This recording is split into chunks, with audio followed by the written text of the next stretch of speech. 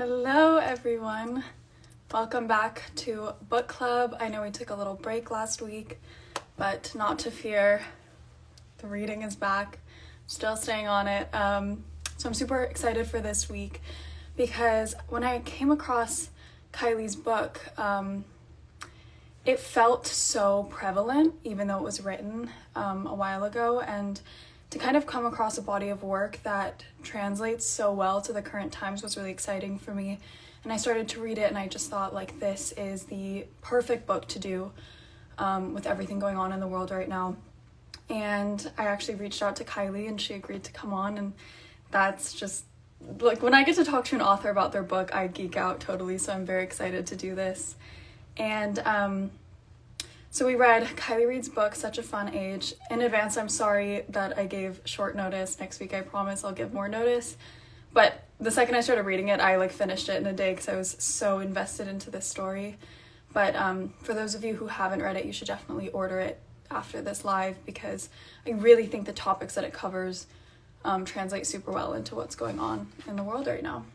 So, it's a lot of uncomfortable but very important topics. And it's just interesting to look at how millennials navigate pre-existing concepts of race, and just how the different generations kind of deal and handle and process those. Stuff like classism and microaggressions that we see happening every day around us, and just transactional relationships in general. So this book is about 25-year-old Amira Tucker, who babysits for a white family. And a brief kind of synopsis, she's stopped when she's out with the child at a grocery store at night and questioned as to why she's with this child, and kind of gets accused in really horrible ways. And it kind of deals with how she handles that, how the people around her handle that, and just concepts of race in general, stuff like that. So I just finished the book literally this morning, and I couldn't be more excited to bring Kiley on. So without further ado.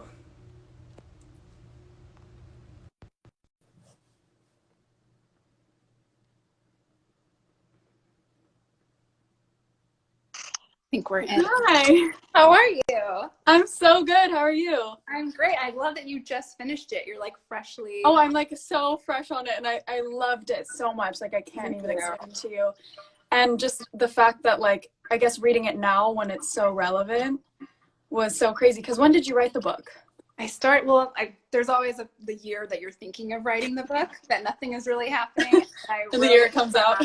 Exactly. And then I wrote it from 2015, and I finished it in 2018. So about 3 years, 2015 to 18. But I have to say, when we submitted the book to be sold, that week was the week that in Philadelphia, where I live now, 2 Black men were trying just to go to Starbucks, and the police were called on them. And it's, as a person who loves realistic writing, it's wonderful to see that what you're writing is relevant, but as a human, it's also tragic. So yeah. Well, yeah, you're I'm writing this hoping it's fantasy, and then it turns out to be the reality. It's definitely tough. And when did you decide you were going to become a writer? Oh man, I've loved storytelling since I was little. I was always filling up notebooks, but I thought it was more of a hobby. And then I thought that I really wanted to be an actor, and so I went to college for theater, and I thought that was the thing. And then I shot a commercial, and I was like, this is it. My life is going to be different. And I hated it. It just wasn't for me. And I give so many props to people who have the patience for it. But I just felt like when I was at home in my room writing, that's when I felt like I was at my best self. And so I started taking writing classes, and a huge part of being a writer is having other jobs, like being a nanny, which I was, working at a coffee shop. Yeah, all of those things. I was a receptionist for a long time. And so, even though I decided I wanted to write when I was 23, I feel like it didn't kick in until I was around 30 or so. Yeah. And was that around when this book came out? Was this kind of your debut novel? This is the first good one, but there were many trash ones before this. But yeah, so naturally, I feel like that kind of is the progression of especially writing. But exactly. So I took about 100 pages of this to graduate school, and it was my thesis. And then I sold it in the first summer between my first and second year. Oh wow. When you were in school, that's crazy. That's wild. Yeah, so my second year, I didn't really pay attention too much because I was like, it's done, so I can just hang out a little bit. Yeah, so, you're it doesn't matter, it's done. And then all of a sudden you're probably editing and you're like, oh my goodness, what what is happening. Yeah. 100%. Yeah. Yeah. And what inspired you to write Such a Fun Age? The biggest thing is I always start with characters and story. I'm pretty obsessed with the dynamic tension that happens when you have three people. I think three is a really magical number in storytelling. And from so many like movies that have such high art, like Moonlight is one of my favorite movies, to movies like My Best Friend's Wedding, which is another one of my favorite movies. I love the triangle. It's so good. It holds up. I watched it recently. Oh yeah. Yeah.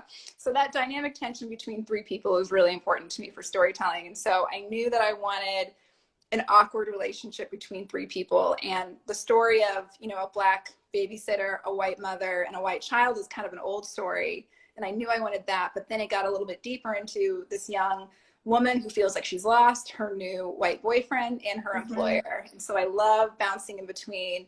And those dynamics were so good because you feel the tension, like you feel, and I love how you kind of bounce back from like Alexis's perspective, and then you have like, you know, Amira's, and so it was just a really good kind of like hearing everyone's thought process is really cool when you're dealing with two people. Yeah, I think that when you have three, and especially when there's a child involved, when you have a toddler, she's very adorable, but she's like a worthless alliance because she's bouncing between Alex and Amira and who's her favorite at that time. And so I feel like that makes Amira's heart pull a little bit as well. And so I love awkward moments. I love that tug and pull, and I just really wanted to lean into those. And then once I had the body of work, I felt like it was a really great place to explore how classism works between all of the characters as well. 100%.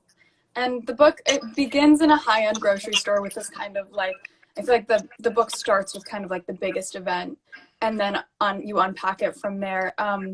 What kind of made you decide to start the book with an incident like the one at the grocery store? So, you know, as a writer and a reader, I'm a little impatient, and I need something at the beginning to like be into it. And I, you know, whenever friends will recommend, do you ever have this when someone recommends a book to you and they're like, listen, the first 50 pages are a little boring, but then it gets really good? I'm just like, no. Yeah, but I'm like, well, then I can't do it. I know. I'm so the same. I need to be captured very quickly.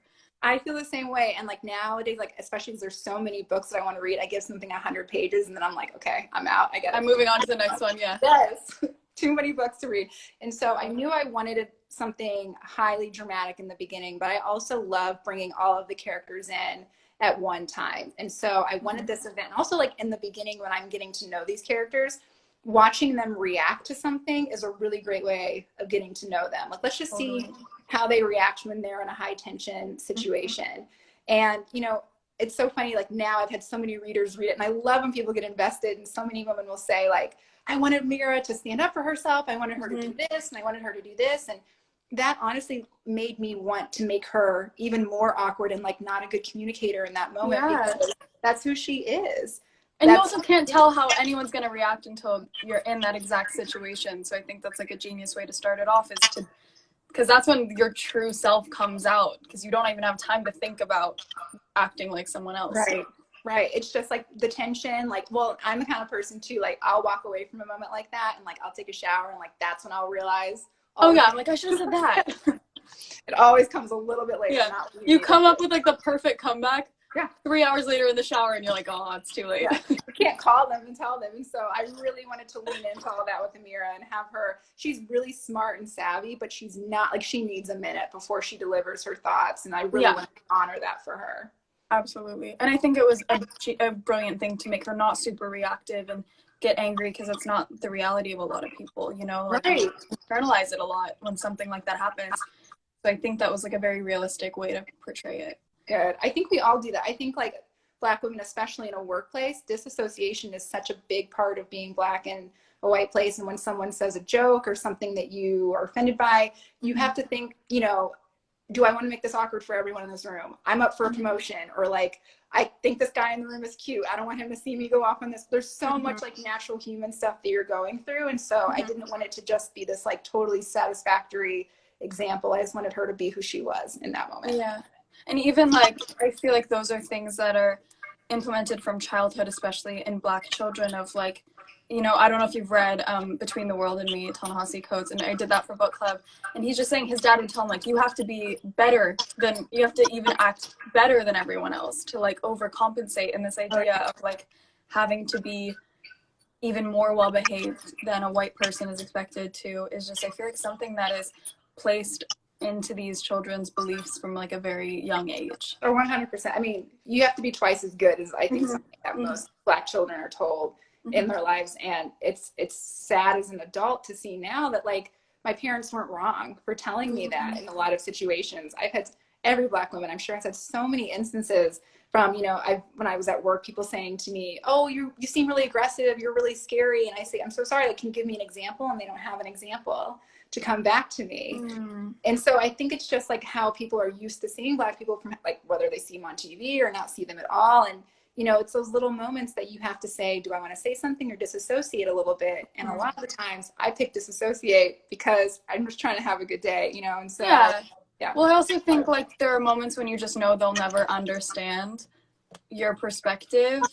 And it's also not your job to educate people on how to act correctly. And I think that's where like the communication gets lost, is a lot of people don't want to accept their privilege. So if someone were to say something back to them, they would take offense to it, which I think is like completely the wrong mindset to have, because it completely prohibits growth. Totally. That's such a hard part too, especially lately. It's been so interesting. I've talked to a lot of Black authors about this, and that, you know, it's wonderful that people want to submerge themselves in Black art. That is the best. At the same time, I feel that a lot of people put the term educator on Black authors as well. And it's like, I'm a storyteller. I am not here to it's not your job. No, and like I am telling one Black girl story. I'm not telling everyone's story. Like I would have reacted differently. People would have reacted to me differently because I have light skin, colorism exists. There's all of those things. And you know, when I was on book tour, I did have white women come up to me sometimes and say, just tell me, like, teach me, like, what do you want me to do? And I was like, girl, just like I'm here as an author and a storyteller, not as your teacher and like life guidance. No. It's also crazy because when I think of my favorite stories and books, they don't hit me over the head with anything. It's kind of like they sit with you, and you know, it's almost like you moved your furniture 6 inches to the right, and suddenly you're like, whoa, like the room like looks different a little bit. And that's kind of the slow burn that I like. And I loved how in an interview I think you said you wanted to leave people with more questions than answers, and I love that from a book. Like I love when I'm sitting, like literally upon finishing the book an hour ago, I'm just sitting here like with so many questions, and that's like I think the best thing a book can do for someone is to leave you with more questions. I agree. Just like showing, when a book can really show the boundaries that like someone is living in. If someone can walk away saying like, okay, why doesn't this woman have health insurance? Or like, where's Peter in this child care situation? All of these things are great. Yeah. It's so true. And were any of the characters based on like personal experiences you've had or people that you knew in your life, or where did you pull the inspiration from those characters from? I would say that the biggest inspiration was just the feeling of working in somebody else's house, because that was my life for about 6 years. So I babysat. I was a nanny for one family for 4 years, and then for 2 after that, I was bouncing around to sometimes like 8 families a week. And then I was working at a birthday party studio on 92nd and Lex, the craft studio. They're great. When I was doing like 6 birthday parties a week, so it was just a lot of children. A lot of Piper children. Yeah, I drew a lot from the children. I didn't realize, like, I don't have children now. I didn't realize how serious like a 3-year-old can be. Like still enjoy fun, but just like very serious. And I wanted to exercise that in Briar for sure. And I definitely watched a lot of conversations happen. And I'm very fascinated by class and money, and seeing how people shape language so that it doesn't look like they're talking about money was something I definitely witnessed a lot, you know, from, you know, oh, she, you know, she goes to a good school, or that's a sketchy restaurant, and I was just like, you're okay. I know the way that people try to get around really talking about like or saying what they're actually trying to say. I think you did such a good job depicting that too. Like especially I had no idea you had a background in babysitting, but your depiction of Briar and of every kid in that story, I'm like, it's hard, I think, when you're writing to write the language of a 3-year-old. Yes, kids are hard. That was such a great part of it for me, because I really could imagine a 3-year-old being like that. It wasn't just like baby talk all the time. Like she was saying really important and articulate things. Right. Kids are hard, and that I think, I'm obsessed with like the perfect humor from like that person who's deploying that intelligence. And when I interview people a lot for my fiction, and when I was interviewing a lot of moms about their kids, about their day and routine, I would always ask, like, what's the funniest thing your kid has said in the past while? And some of the things are really funny, but most of them were like, oh, my kid says, you know, mommy, I hate our president. And it's just like, okay, well, you I don't like, where could she have gotten that from? Right, exactly. And so I think like a child's humor is the best when it's their vision of the world and like the humor that they come up with, rather than you just like giving them adult words. Yeah, because they do tend to like repeat a lot of things back, but I felt like Briar had like a very clear sense of her own humor, which I thought was like very lovable and made it seem so real. I'm curious if you babysat as well. I actually did. It was my first job. I would babysit, kind of like I was really young, so I would like babysit and watch the kids while the parents were doing other things in the house. And I loved it. And I also felt like there's no one more honest than a 3-year-old, whether you like it or not. So I learned so much about just patience, and also I have such an appreciation now for kids who just, they don't have a filter. Oh yeah. And then I'm like, why do we have to be all socially, you know, intact all the time when 3-year-olds can just say whatever, and it's really wonderful. Totally. I do have to say though, what you're saying about babysitting while the parents were there, I've done a fair number of that. And like when I got late into babysitting, I was just like, oh my God, can you leave? Can you leave? So I can be the best babysitter ever if you're not watching me. I know it's a different, I think, dynamic when the parents are, because even, you know, if they're doing something else, you can kind of feel them looking over your shoulder. And I'm like, it is your child, so if you would like to come play with your child, you can. But like, I'm totally capable. But yeah, it was always like the moments you'd get one-on-one with a kid. And I also think the way that their personality might change when their parents aren't around. That, and you showed that really well in the book, of kind of like when Briar was alone with Amira and how much fun they would have, and then kind of how her personality would change when her whole family was together. Yeah, Briar's got a lot of stuff going on. And I think that like, you know, she is 3, but 3-year-olds have such a human personality. I really do feel that people are who they are from the very beginning. And like, you have a nervous child, you know, Alex has this business about women speaking up and asking questions. And then she goes home and her daughter is doing just that. And she's like, I can't handle this. And so, yeah, Briar has a long way to go, for poor thing. She's a very smart 3-year-old, though, I will say. I think she was one of the most like complex characters in the story, which was very refreshing to see. But also, I wanted to kind of talk about like the book sort of touches on this tokenism, which is very problematic and also very prevalent. And what are your thoughts kind of on Amira and Kelly's relationship and how it evolves? And also, I think like the voice that her friends are giving her and the voice in her head, and sort of how she navigates that relationship. Right. The biggest thing was to have Amira dating Kelly as the reader is dating him as well. And there's so much that goes into that. Amira's 25. She's not trying to get married. She's like, this might be a fun night. We'll see what happens. And she keeps kind of trying Kelly out and getting a little bit closer. And sometimes Kelly really nails it.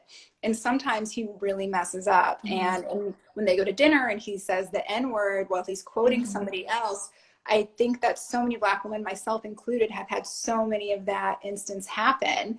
And it's this moment where you say, okay, well, he's not my boyfriend. I don't want to ruin the night. And I really wanted to rest in that situation. And I think that happens in interracial relationships, but I think it happens in a lot of other situations.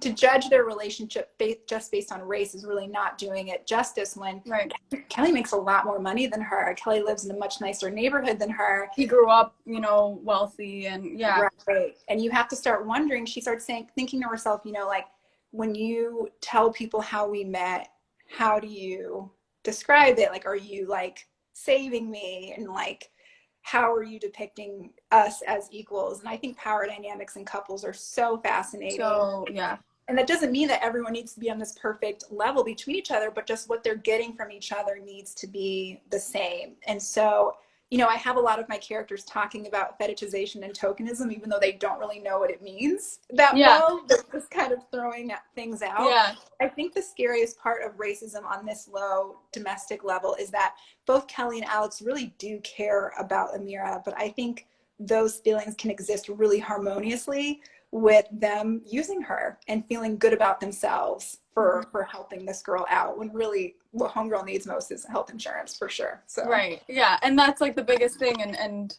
you know, she's getting like, you know, Alex will buy her all of these things. Like, oh, I ordered an extra salad. Here you go. You know, and kind of that trying to like compensate.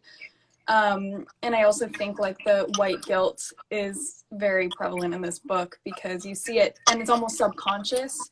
yeah. But almost this obsession that Alex has with Amira and trying to really befriend her was a very fascinating part of the book for me, you know, because she's a mom, she grew up very wealthy, hasn't experienced really many of the same things that Amira has, but is also very interested in Amira as a person. Yes, yes. I think it's so important to remember that, you know, I don't think Alex has a hard time communicating with Black people who have the same class solidarity that she had. Right. And so with Tamara, they're good. They're in the same class and like they can, you know, compare notes and talk and they're good. And Amira has this very natural anti-careerism to her that is almost like threatening Alex and Tamara. And I think situations like that are really interesting where it's like, we're not comfortable with you being comfortable where you are. We need you to want more. Yeah. And for Tamara, that's a big thing in a lot of minority communities, especially the Black community, of this view of the Black elite saying, you know, you're not just holding yourself back, but you're holding us back too. And we want you to want more. But I personally just don't think that that's Black liberation. Like, No. you know, like only being on the top tier. Like no, it's like your soul liberation. What makes you feel liberated and free? It's not like you have to shoot as high as everyone else, because that's just not the reality for a lot of people. Like your goals are totally different. And I think it's interesting, like the sort of race dynamics versus like class dynamics and how those all kind of come into play in this book, because it's not just solely based around the difference in the races, but also the just, you know, their class and their social background and their jobs and careers and all of that. And I also but it's even prevalent with Amira's friends, because a lot of them are like, you should want more than to be a babysitter. Right. I think that I'm obsessed with friendships in books, because I mean, I have groups of girlfriends who I would not be where I am right now if they weren't supporting me. So I know how important girlfriends can be. And so I wanted to have really interesting friendships. But I also think that a lot of friendships come with that class solidarity. And something that happens often, I think, is especially in colleges and universities, there's this facade that everyone's the same because you're all living in the same apartment or same dorm and you're eating at the same places and like everyone's chill. But then when you get out and you start seeing the opportunities that some of your friends are getting and some of you are not, it gets a little bit dicey. And I don't know how old you are, but there is this period in your 20s where your friends start getting married and you're like, we're spending what? We're doing what? Like, how are we affording this? Like, how did we get here? We were just like in college together, right? Yeah, exactly. It's this moment where you're just like, well, wait, like, can we still be friends when like you have these ambitions of doing these things? And we're back. I'm so sorry. I don't know what happened. So all of those things I wanted to throw in there because I think friendships are really complicated and getting over things like class issues is not easy. And I think that friendships are run by them more than they're not. Yeah. I couldn't agree more. And I think it's interesting the way that Kelly and Alex kind of handle the race, sort of the issues surrounding race differently. How do you want readers to understand each of their perspectives? That's a great question. I think that Alex, okay, so I think this happens a lot, especially with childcare. A lot of times people hire a nanny or a caretaker, usually a woman of color who needs the money, and they say, how can we make this person have the best experience here? Okay, well, let's make her part of the family. And part of what happens there is you're denying the employee-employer relationship. And that relationship has a lot of boundaries that actually protects your employee. And so like, I would never, you know, give my husband like a 2 weeks notice. Like that's crazy. But like, that's what you do for an employee because you have to protect them. And so I think that Alex is dealing with this realization that she holds so much power in this young Black woman's life. And I love Ta-Nehisi Coates too. And one thing he talks about is characters who find themselves in a position of power and they're not ready for it. Right. And Alex is like overcompensating in ways that mean nothing. Like, here's a bottle of wine. Who cares? Yeah. So yeah, I think that's where Alex is coming from. And Kelly, I think that he is getting something in addition to being with Amira that she isn't getting from him. I think, you know, he's cute and he has that dad humor and he likes Kendrick Lamar and he's fun. At the same time, when it comes to, you know, a deeper relationship, as soon as you feel like someone is using you for something other than who you are, it just, you can't help but have a little bit of a wall in between you. The funny thing is, I feel like in a different world, like Alex, Kelly, and Amira could have worked out. Like, Yeah.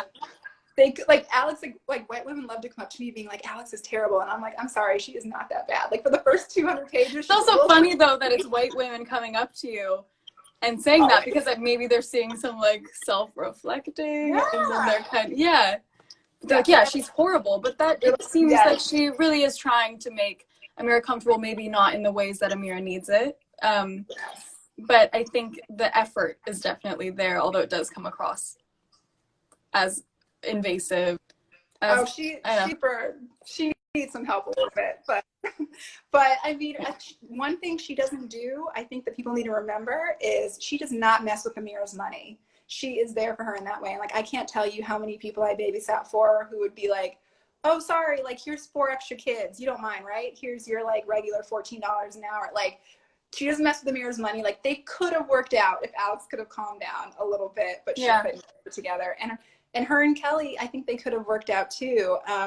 It's weird when you see that a guy has dated like the same type of woman, and I think that it behooves of you to look into that past, but also, I don't know, they have a thing together, and so there's a soft spot there. Yeah, and what do you think are some of the biggest problems or things that you have to navigate in interracial relationships?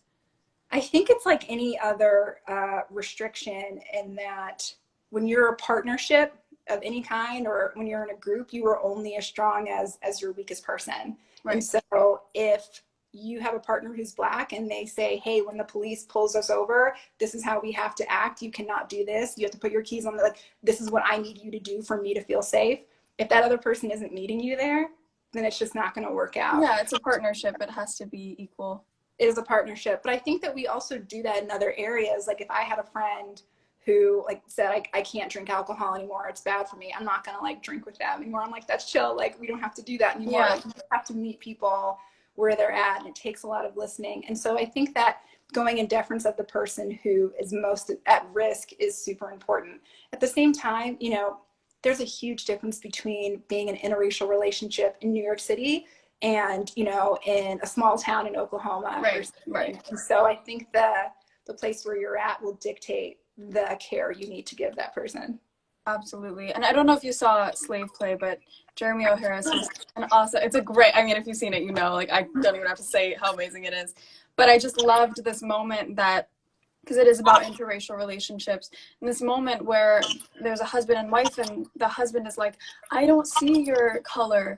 And the wife is like, you're denying me of my identity by saying, I want you to see my color. And I think that's a common misconception that people have of like, but it doesn't matter to me, but it does matter. It's such an important part of someone's identity. So I think to say, oh, I don't see your color is like a complete denial of that person's experiences. Right. It actually, that's funny, because it kind of goes back to what you were saying about children having the filter. It's like, they see my color and they don't have like, there's nothing wrong with seeing people's differences, and you saying that is like denying who I am. And I think every Black woman has had a time where someone says, oh, sorry, like, I forget that you, and it's just like, I don't want you to forget. No. I am, like, everything I am comes with it. And so I think, you know, pushing it aside and just saying like, I don't care is kind of defeating the purpose. It's kind of like, how do you want me to care about you? Exactly. Yeah, exactly. And I also, and we talked about this before, but the way you depicted the friendships in the relationship, especially Amira's friend group, I thought you did it in a very like millennial and realistic way. What were you kind of trying to get across in crafting these relationships? Because I felt like her friend group played a really big role in the book. Yeah. With this book, I was super interested. I love playing with stereotypes, and this book is filled with them. And so the friend groups mirror each other a little bit. So you have like the momish friend, and then you have the like kind of tell it like it is friend, and then I wanted to play with the tropes of the sassy Black friend and the magical Negro friend with Tamara and Zara. And so I wanted these friendships to be so real, and I wanted it to be very clear why they gravitated towards each other, but I also wanted them to be authentic and like, these are friends that are so loyal but give really like terrible advice sometimes, and they're trying, but they have, you know, but they're also like 25, and when girlfriends get together, you're like, just do it. It doesn't matter. You're young. So I think that was like a great way. It's not everything has to be so thought out. And like when you're talking to your girlfriends, you're kind of like, I love that moment even that Alex is having with her mom friends, and they're talking about the most embarrassing things that have ever happened to them. Yes, that's what it's like. And I wanted it to be so real on the page for that. At the same time, it was really important for me to show how, especially the group of Black women, especially Zara and Amira, how they were in private versus how they were in public. And so you have scenes of like Zara and Amira being like, okay, do you have dental insurance? Okay, what about this? Like scheming and like being so calculated and grown up. And then in public, they're wilding out and getting what they want there too. And I wanted to give them full room to have all of those sides. And show that, like, you know, just because these girls are like having fun dancing, whatever, doesn't mean that they're not doing like the adulting thing behind. Absolutely. I know, just because they're like dancing to Whitney Houston in the halls of a grocery store doesn't mean that they're not worried about health insurance. Exactly. There's room for all of it. Yeah. And I think a big part of the book is the fact that Kelly films what happens. And with everything going on in the world right now, like, what are your thoughts on the filming and sharing, and kind of how the media, sort of this like bandwagon effect when a video like this does get put on the media? Right. Oh man, I have so many thoughts. Okay, so on one end, you know, the fact that people can pull out their cell phones as a means of protection, great. I think that racism should be called out 100%, and it breaks my heart that sometimes that's the only protection that Black people have, is pulling out a cell phone. Like on the other biggest weapon, it's which is disgusting, but I'm glad it's there. And on the other end, I think that a lot of these videos that we see show a lot of cartoon racism, which is someone, you know, screaming the N-word or not letting someone be a part of a place, which does happen. Obviously, we see it, but I don't think that you can capture on video the more insidious parts of racism. And so sometimes I feel like it's a bit of a distraction. Like, you can't videotape someone not believing a Black woman when she says she's in pain, when it's all the time, and that's killing people every single day. And you know, you can't videotape someone saying no on like a housing application because of their last name. Like, there's all of these instances of racism that I think are so catastrophic that you can't really capture, and they happen so commonly too. Or something in the workplace that makes you uncomfortable. And I think why I loved this instance so much is it wasn't the stereotype. It was like a very weird, hard to process moment that Amira had in her life that she knew was clearly racism based, but also she didn't want to share the video, and she didn't want everyone to think, oh, that's the girl that, you know, got called out at a grocery store for babysitting a white child. And it's a very real way because, you know, it's not always this very like obvious situation. And even like you said, you know, people not believing Black women. I just read something about how Black mothers in New York have like the highest death rate because people don't believe their pain. Right. And so when we focus all of our attention on like this Karen or whatever in this video, I feel like that energy is a bit satisfactory, and it's like these other problems are so much more prevalent. And so I have a heart, I don't know. So yeah, I'm super torn on it. Also, like, I wouldn't trust the internet with a video of me like being really afraid and like, because once it's theirs, it's theirs, and then they decide, I think, the narrative from that point on. So I can see how someone like Amira would be afraid, because then it's no longer her story to tell. Right. And this is like when I teach writing workshops, we always do this. There's always got to be a surface want and a deeper want for a character. And for Amira, the surface want is like, I don't want to be on the internet. I don't trust that. And the deeper want is, my parents don't know I'm babysitting. I don't feel like I'm a grown up in this video. Like, I feel like I'm like a before photo, and I want to be a better person before that happens. And I think that's fair. No, absolutely. And I totally understood why. And I liked that she stood up and she's like, it's not your job to put this video out, it's up to me. So I like that she stood up for herself in that way. And And when the book came out, like I felt like I was doing so much research and it got like so much buzz and praise. Was this the reaction you were expecting from this book? No. I was like, my friends will read it and that'll be pretty much it and that'll be great. I think every writer is just like, let my book be as successful enough to like let me do it again, because I just want to keep telling stories. And so I was so glad that people really resonated with this story. And like it, like the best part of it is like sometimes when I do readings, I'll have women say to me like, I haven't read a book in 5 years and like this one welcomed me back. And that is like the best. I love accessible, smart writing. And so I'm glad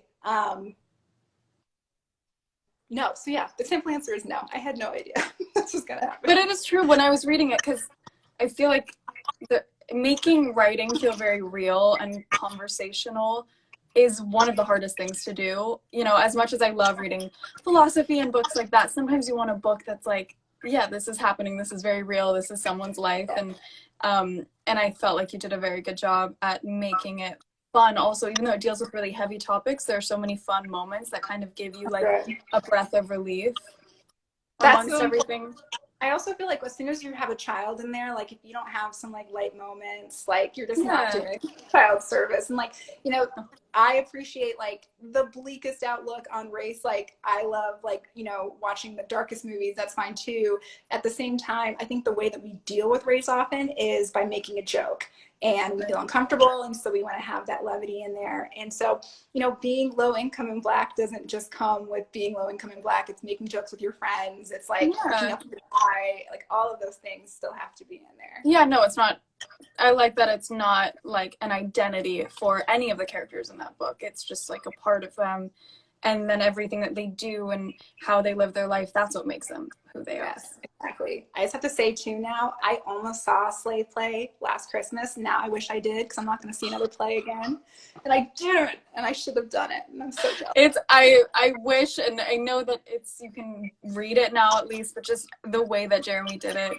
I went and I took my mom and I was like, this is going to be intense, but I really want to experience this with you, and I want to talk, because there's a generational gap and everything, and I just wanted to talk to her about it. And we left the play like, we both were like, okay, we're not going to sleep, like we need to stay up and talk about this, because we have so much to unpack here.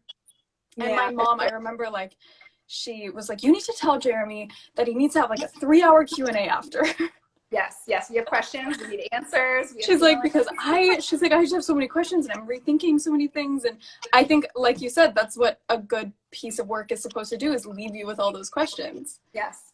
I just love it. Like when one of my favorite professors in school, Paul Harding, who's wonderful, he won the Pulitzer, he's great. He always talks about how when you are writing, like, yes, your job is to tell a story, but your bigger job is to describe something so accurately that it's like almost haunting. And like, those are the moments that really stick with me, when you're like, oh, wait a second, like I say that. And I love when people come up and they're like, you having a girl in your book talk about how mixed race kids are beautiful. Like, I realize I do that, and I realize how that's not, okay, great. Like, I shouldn't, that's true. And like, I'm glad you took that from that, but like me just telling you that isn't going to have the same effect as you watching someone say what you say. And I love moments like that. I love feeling called out in a book. No, it's the best, because then you'll see someone do it and then you're like, that's crazy. And then you'll think more and you're like, I might have done that before. And like, I didn't even realize that it sounded like that. And I think that's such an important part of the growth, and how, you know, people are starting to educate themselves more, is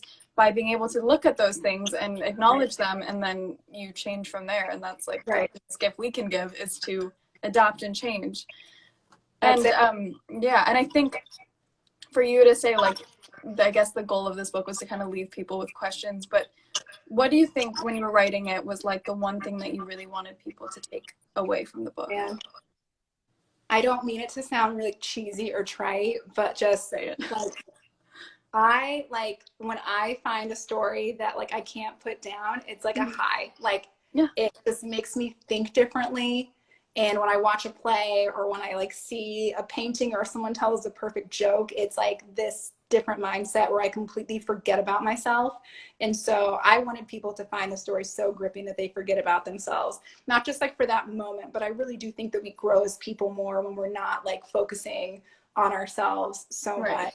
I just think it's so much healthier to be obsessed with other things. And and just get ourselves out of our brain a little bit. But of course, I mean, as a writer, that's my goal. As a human, I mean, I know what it's like to not have health insurance in your 20s. I know that fear, and I know that I performed differently in my jobs because I was terrified of like cutting myself or falling. And I think like if I can create a book about this character who's also going through that, and people say like, wait a second, that's like, what is this world that we're living in, that like her employment is joined her health insurance and all of those things. Like, it's funny because people like go off on Alex a bit, and I'm like, think about it though, like, let's say things worked out and Alex is Amira's employer and is in control of her health insurance. Alex is a really mercurial character. What if she has a bad day and she's like, no, you're fired, like, that's it. Then Amira can't go to the doctor for like 6 months, you know? And so I would love for people to, you know, really examine those issues because they're so real. But of course, I hate to say it, but the story is always first. Yeah. No, I mean, as a writer, I totally get it. But I think you did such a good job of it. And just, yeah, depicting these characters so real. And that's why I love reading so much is, you know, no one should ever sit with themselves for too long, I think. And so I love reading because you can't focus on anything else. You have to focus on the stories, on the characters, on the book. And like, it's just quiet. And in this world, we rarely get that because even you're watching the TV and your phone's blinking and, you know, you're doing other things. So to have this moment when like, and this was really the first book in a while that I was seriously was like, could not put down and so invested in. And yeah, it's like a break. It's a mental break and you get to deal with other people's problems for a while. And that's like the best thing ever.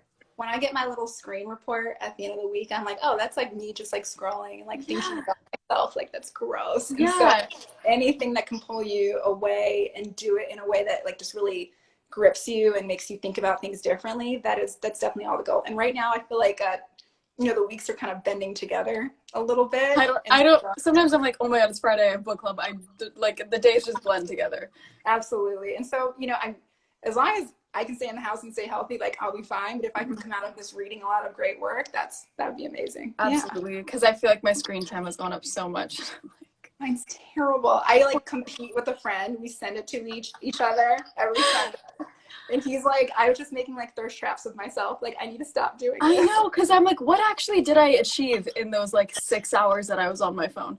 Nothing. And at least I can be like, I read a whole book and I got to like learn about other people's personal experiences, and that's way better than, you know. But thank you so much for doing this and taking so lovely. Thank you so, and I'm so sorry, but your nails are so cute, and I kept looking at them. Let's see them. Oh, they're so cute. This is called boredom in quarantine. I feel you. Thank you so much for having me. Yeah, this was really lovely. Thank you. It's always so fun for me when I get to like talk to the actual author of it, because I think it's such a gift, and I wish everyone could kind of have that privilege. So truly, I so appreciate that. I'm so glad you enjoyed it. Have a good one. Thank you. You too. Bye. All right, guys. Thank you so much for listening. She is wonderful and so smart. And I know I only gave you 2 days notice, so if you haven't read the book yet, I tried not to give too much away within this conversation so that you guys can read it. And it deals with so many important topics. It definitely makes you think about a lot of things differently. So I highly recommend it. You should order it. I can put a link on my story to order it. And next week, I promise I'll give more notice. I'm so sorry. But thank you so much for watching, and I will see you next Friday.